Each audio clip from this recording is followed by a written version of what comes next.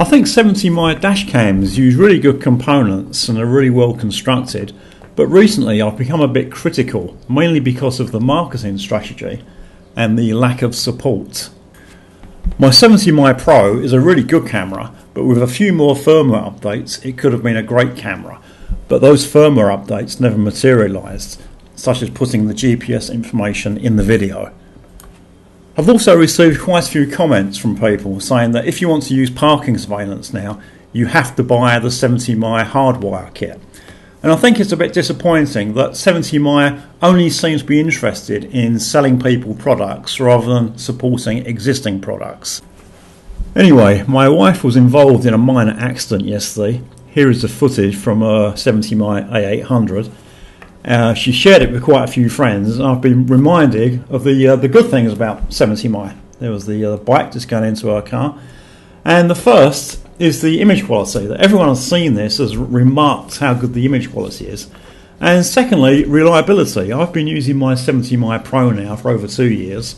She's had the A800 for around 7 or 8 months, and we haven't had a single issue with reliability.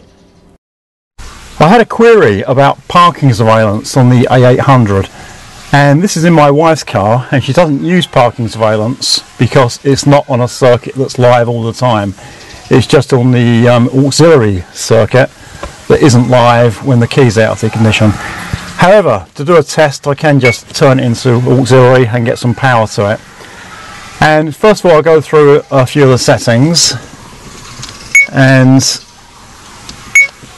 it's just recording duration is just 1 minute, and the parking surveillance is on, and it's on high sensitivity. So let's just go back, and when I turn the camera off, the camera should tell me that it's going into parking surveillance, but we need to wait 5 minutes, and that wait is just so that we don't get any false parking events. So let's see if that happens. I'm sorry about the camera shake. It's very difficult to put a tripod in the car because of the position of the camera, so please bear with me. So let's turn it off. Enter parking surveillance mode after 5 minutes. Right, that's all working as expected. So now we've got to wait 5 minutes, so when that 5 minutes is up I'll return. That's about 10 minutes, so the parking surveillance should be active now. And what I'm going to do now is to tap on the camera to try to simulate a parking incident, as if someone's run into my car. So I'll do that, and what I'm looking out for underneath is an LED, and I want to see some activity on that LED.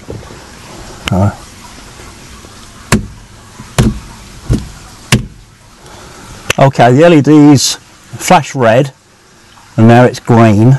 So I think it's recording now, and I set the duration time to 1 minute, so I'm going to wait for 1 minute, and I'll just go around to the front of the car to see if you can see me for this parking incident. That's just over a minute, so it should now have recorded the parking incident. So what I'm hoping for now is that when I turn the camera back on, it will tell me there's been a parking incident and tell me to look in the gallery. So let's try that.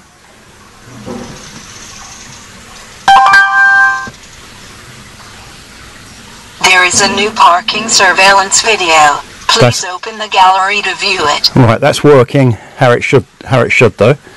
And if I open the gallery, go into parking video,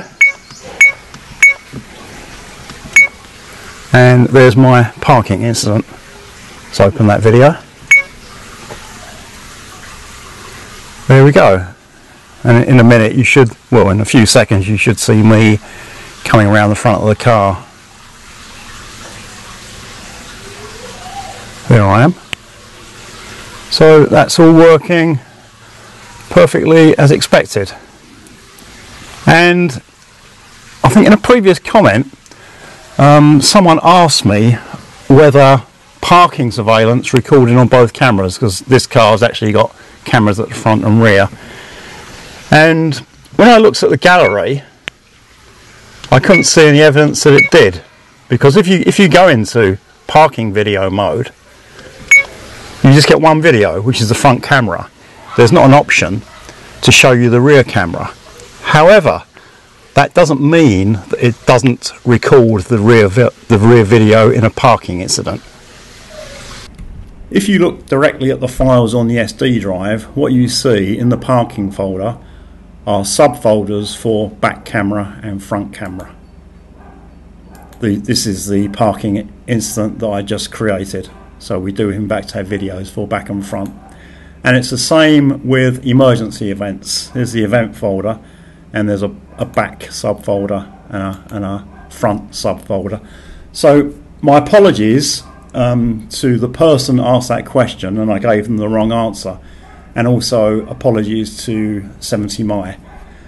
I thought it was crazy when I looked on the camera, and for parking and emergency events all I saw was the video from the front camera, whereas I wanted back and front.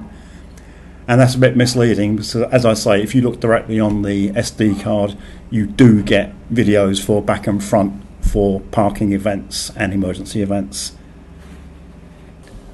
So for the parking event that I just simulated, this is the footage from the front camera.